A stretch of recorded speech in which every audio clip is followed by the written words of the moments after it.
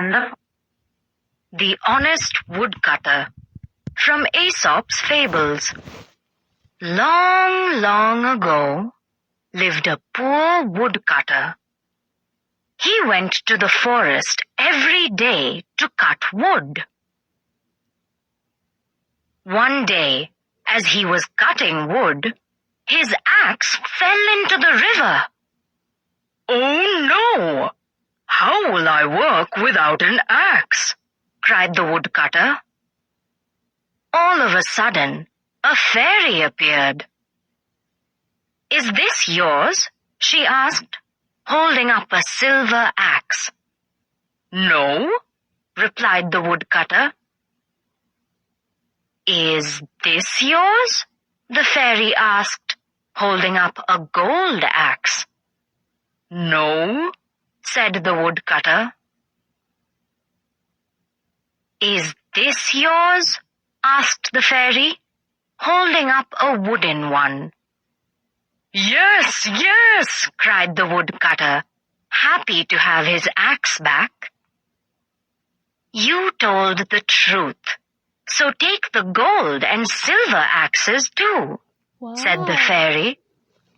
A rich man who heard the story dropped a wooden axe into the same lake. "Is this yours?" asked the fairy, holding up a silver axe. "Yes," said the rich man. "No, it is not, and you know it," said the fairy, and went away into the deep water. The rich man learnt that one must always tell the truth. Yeah. The Wild Boar and the Fox. The Wolf and his Shadow. A wolf left his lair one evening in fine spirits and an excellent appetite. As he ran, the setting sun cast his shadow far out on the ground, and it looked as if the wolf were 100 times bigger than he really was. "Why," exclaimed the wolf proudly, "see how big I am! Fancy me running away from a puny lion. I'll show him who is fit to be king, he or I." Just then, an immense shadow blotted him out entirely, and the next instant a lion struck him down with a single blow. Do not let your fancy make you forget realities. The Wolf and the Goat. A hungry wolf saw a goat nibbling grass at the top of a hill. "What a good dinner you would make," said the wolf to himself, licking his lips hungrily. He walked forward and looked longingly up at the goat. He was not nearly as good at climbing as the other animal. There was no way in which he would climb the cliff and eat the goat. Somehow he had to persuade the goat to come down.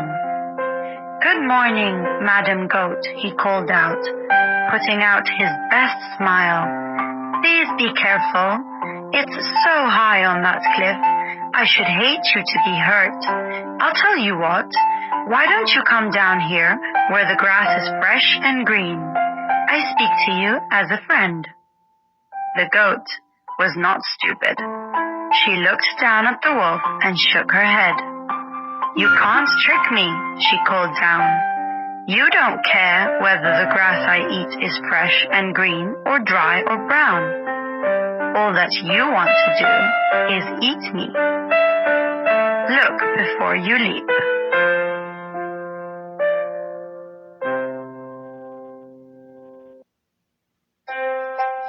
Why the Bear Has a Short Tail. One cold morning, when the fox was coming up the road with some fish, he met a bear. "Good morning, Mr. Fox," said the bear. "Good morning, Mr. Bear," said the fox. "The morning is brighter because I have met you." "Those are very good fish, Mr. Fox," said the bear. I have not eaten such fish for many a day. Where do you find them?" "I have been fishing, Mr. Bear," answered the fox. "If I could catch such fish as those, I should like to go fishing, but I do not know how to fish." "It would be very easy for you to learn, Mr. Bear," said the fox. "You are so big and strong that you can do anything. Come to this pond, and I will show you how to fish through the ice." So the fox and the bear went to the frozen pond, and the fox showed the bear how to make a hole in the ice. "This is easy for you," said the fox, "but many an animal could not have made that hole. Now comes the secret. You must put your tail down into the water and keep it there. That is not easy, and not any animal could do it, for the water is very cold. But you are a learned animal, Mr. Bear, and you know that the secret of catching fish is to keep your tail in the water for a long time. Then, when you pull it up, you will pull it up with as many fish as I have." The bear put his tail down into the water, and the fox went away. It began to get dark, and the bear said, "Now I will pull the fish out of the water. How good they will be!" He pulled and pulled, but not a fish came out. Worse than that, not all of his tail came out, for the end of it was frozen fast to the ice. He went slowly down the road, growling angrily. "I wish I could find that fox." But the cunning fox was curled up in his warm nest, and whenever he thought of the bear, he laughed.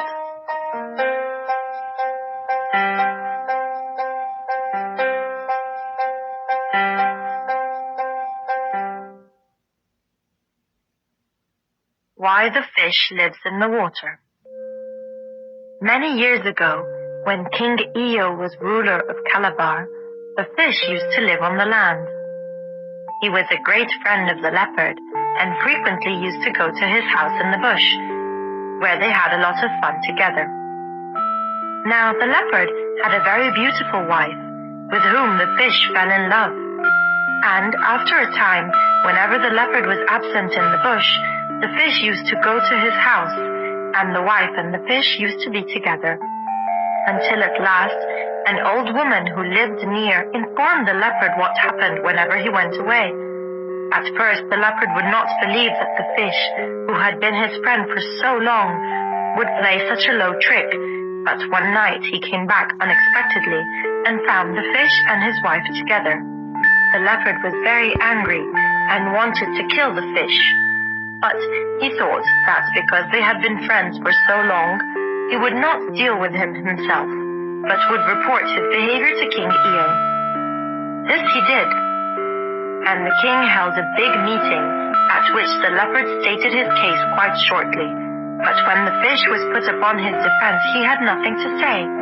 So the king, addressing his subjects, said, "This is a very bad case, as the fish had been the leopard's friend and had been trusted by him, but the fish has taken advantage of his friend's absence and have betrayed him."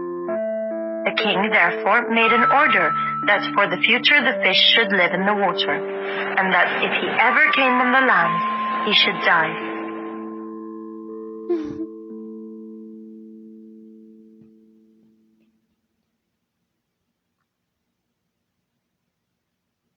Why the parrot repeats the words of men. In the olden times, when the earth was young, all the birds knew the language of men and could talk with them. Everybody liked the parrot because he always told the truth. This bird that always told the truth lived with a man who was a thief. And one night, the man killed another man's ox and hid its flesh. When the other man came to look for it in the morning, he asked the thief, "Did you take my ox?" "No, I didn't take it," said the man. "Is that the truth?" the owner asked. "Yes, it is. I have not seen your ox," repeated the man. "Ask the parrot," said one of the villagers. "He is a bird of truth." "Oh, bird of truth," they said to the parrot, "did this man kill an ox?" Yes, he did, answered the parrot. The thief knew well that the villagers would punish him the next day if he could not make them think that the parrot didn't always tell the truth.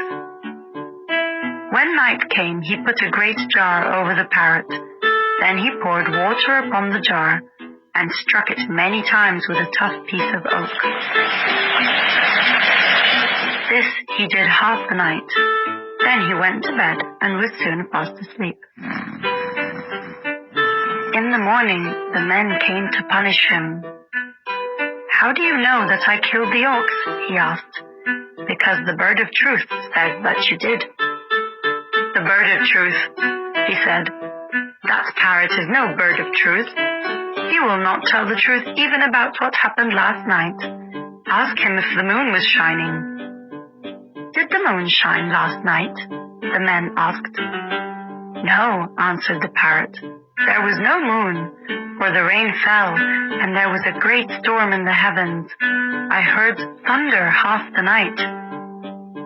This bird has always told the truth before, said the villagers, but there was no storm last night, and the moon was bright. What shall we do to punish the parrot? They asked the thief. I think we will no longer let him live in our homes, answered the thief. Yes, said the others, he must fly away to the forest. So the parrot flew away sorrowfully into the lonely forest. He met a mockingbird and told him what had happened. Why did you not repeat men's words as I do? Asked the mockingbird. Men always think their own words are good. But the man's words were not true, said the parrot. That is nothing, replied the mockingbird, laughing. Say what they say, and they will think you are a wonderful bird.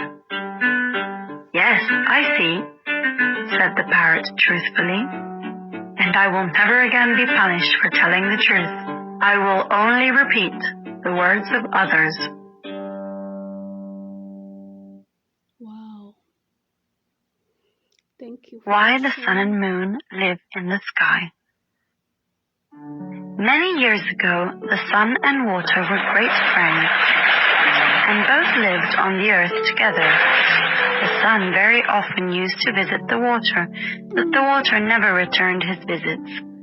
At last, the sun asked the water why it was that he never came to see him in his house. And the water replied that the sun's house was not big enough, and that if he came with his people, he would drive the sun out. He then said, If you wish me to visit you, you must build a very large house. But I warn you, it will have to be a tremendous place, as my people are very, very numerous and take up a lot of room.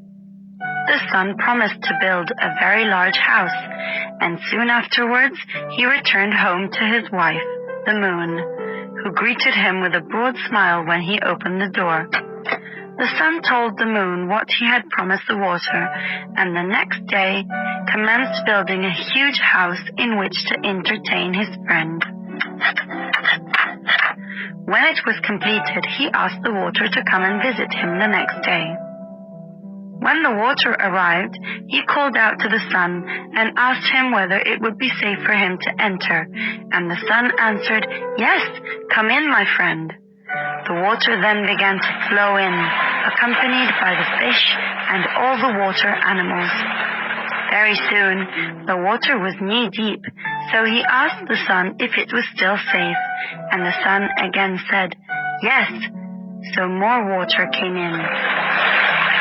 When the water was level with the top of a man's head, the water said to the sun, Do you want more of my people to come? And the sun and the moon both answered yes, not knowing any better. So the water flowed on until the sun and the moon had to perch themselves on the top of the roof. Again, the water addressed the sun, but receiving the same answer and more of his people rushing in, the water very soon overflowed the top of the roof, and the sun and the moon were forced to go up into the sky, where they have remained ever since. Wow, thank you for watching.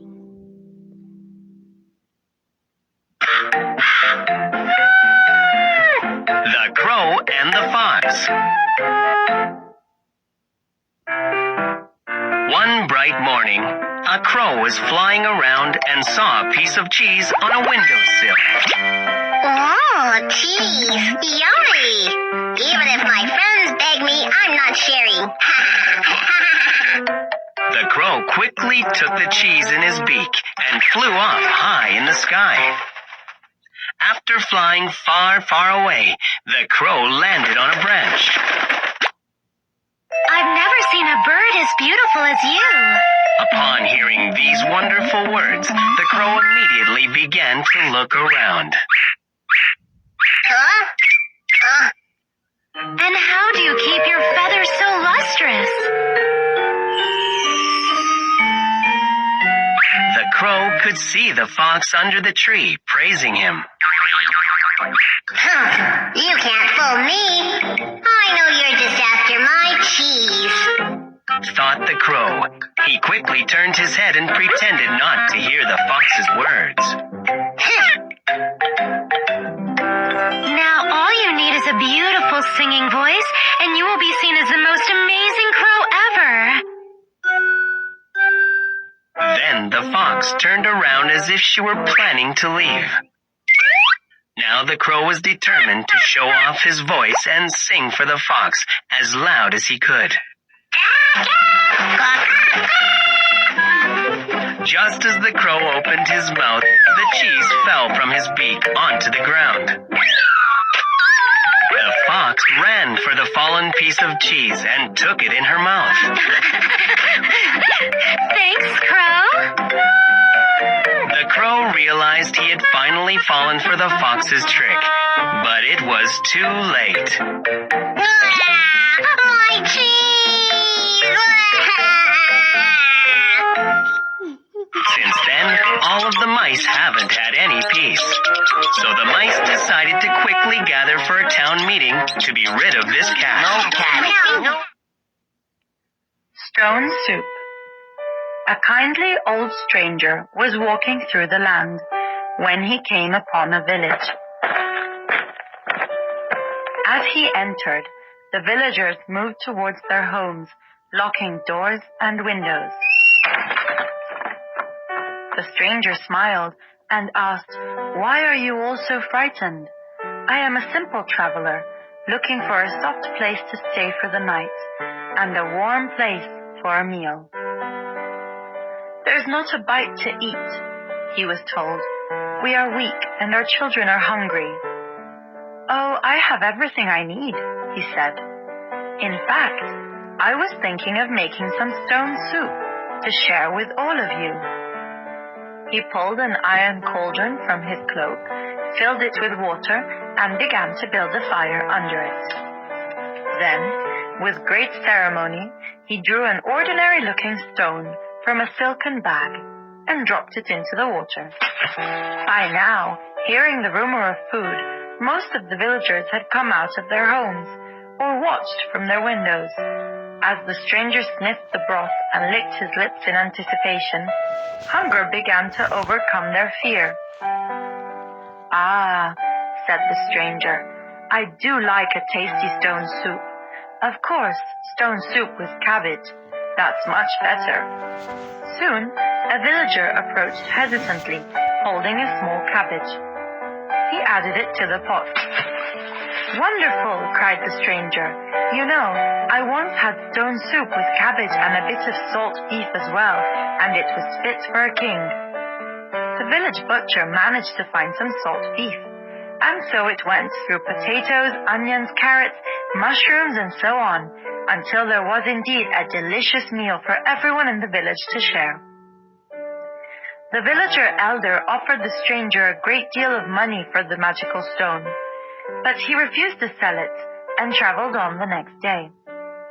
As he left, the stranger came upon a group of village children standing near the road.